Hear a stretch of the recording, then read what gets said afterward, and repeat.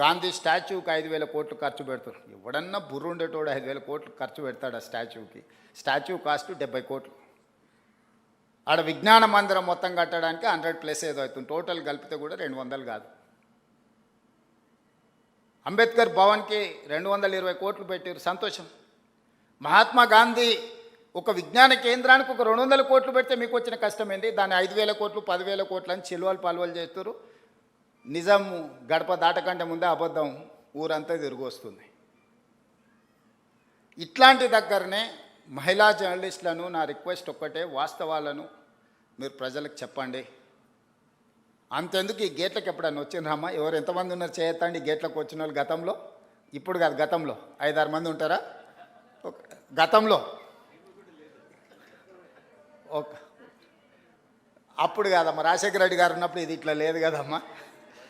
గడిగా ఉన్నప్పుడు ఎప్పుడైనా వచ్చారా?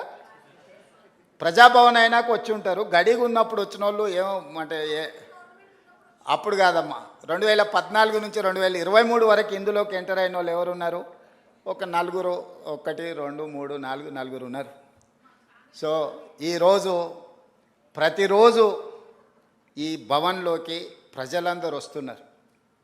ఇది ప్రజలకు వేదిక, ఇది ప్రజావేదిక, ఇది ప్రజా పరిపాలన. ఏది నిషేధిత ప్రాంతం కాదు ఇది. తెలంగాణ ప్రజల్ని నిషేధిస్తే ప్రజలు మనల్ని నిషేధిస్తారు శాశ్వతంగా. ఇంతే, దీంట్లో ఏం పెద్ద థియరీ లేదు, పెద్ద ఇది లేదు.